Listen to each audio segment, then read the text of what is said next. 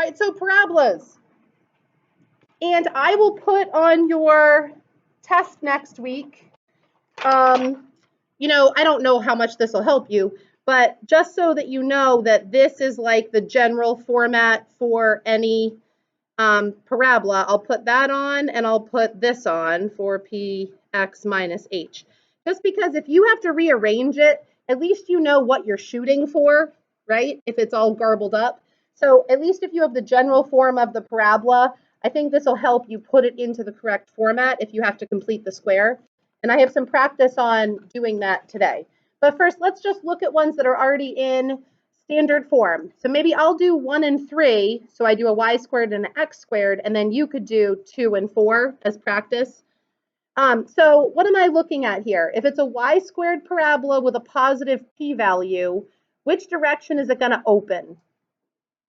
Up, down, left, or right? It's going to open to the right because it's y squared, so it's sideways, and p is positive. So it's going to open in this direction, to the right. And how do I find the p-value?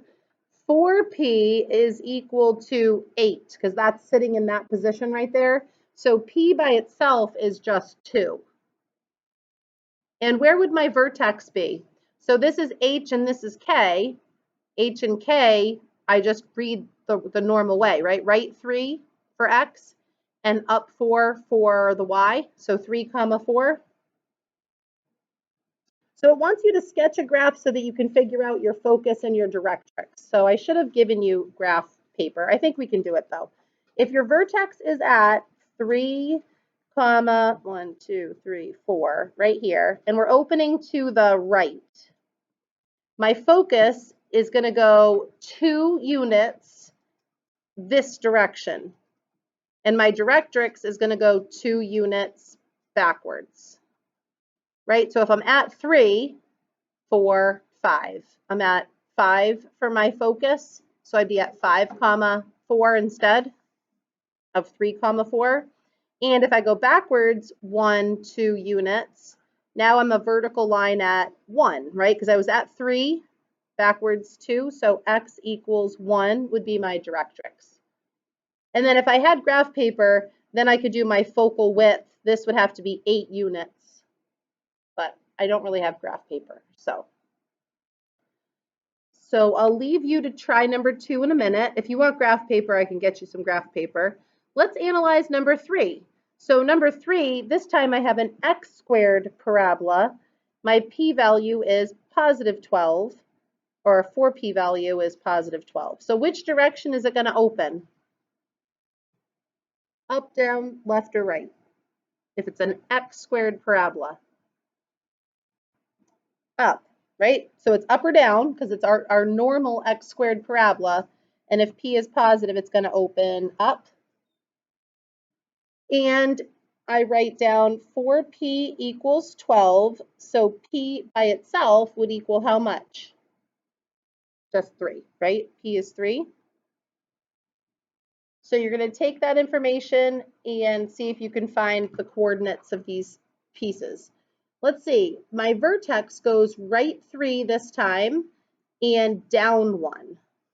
So right 3 and down 1. All right, so where does that put me? Right 3, down 1 is right here. And I'm opening up, and my p-value says that my focus is going to go inside the parabola, right? So I'm going to go up 1, 2, 3 units, and that would be my focus. So if I was at negative 1, 0, 1, 2, I would be at positive 2. So my x value is going to stay 3, and my y value would be at 2, 3 comma 2. And then my directrix needs to go 3 units below that. So 1, 2, 3. So this was at negative 1, 2, 3, 4. So I'd be at negative 4, right? Y equals negative 4. And it might be easier if you actually sketch it on a piece of graph paper. So I want you to try 2 and 4. 2. So your p-value was negative 1 opening left. So your focus is inside the parabola, so that would be at -4, 2, and your directrix is at x equals -2 because it's on this side of this is your vertex here. And the vertex is still -3 for x, +2 for y. So it follows whatever variable it's next to. It doesn't matter the order of the parentheses. And then for number 4, your p-value was -5 opening down. So that puts your vertex below it and your directrix above it. So if you're at 5, -2, your focus is below it by 5. So it'd be at 5, -7, so below it by 5. And then your directrix is above it by 5. So it'd be at y equals 3, because it would be at -2. 5 above it would be at 3.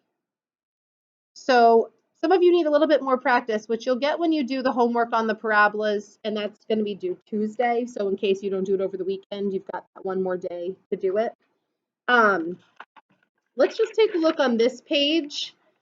Some of these are not in, well, these two are. This one's not in conic standard form.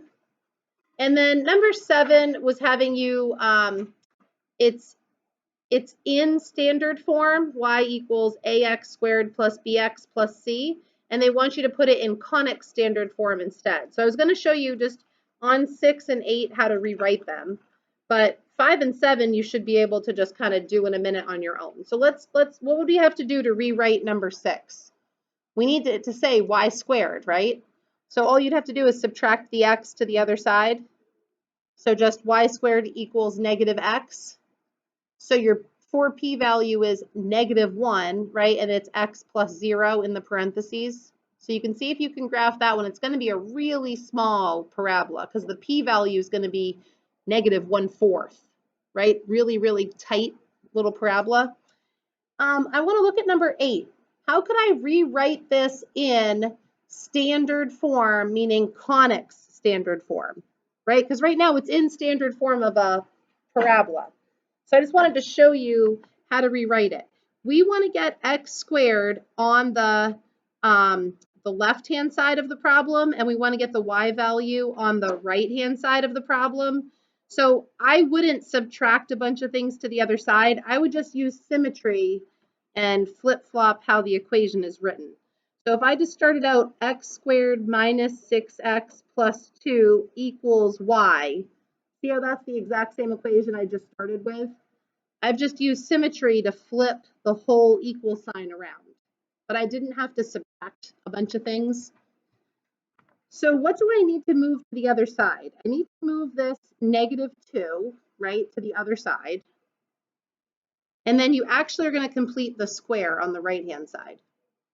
So I've got x squared minus 6x, leave a little bit of room, equals y minus 2. What would I do to complete the square on the left-hand side?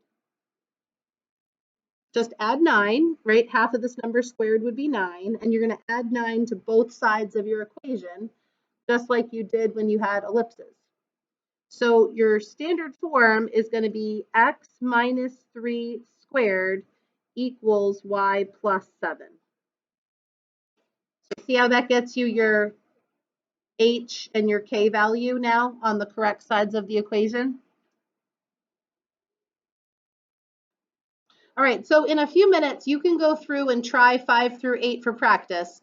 Let's skip down to number 9 and 10. See if we can figure out how to write the equation of these two parabolas, because this is like the next level of difficulty, right? So if the parabola has a vertex, that's helpful, right?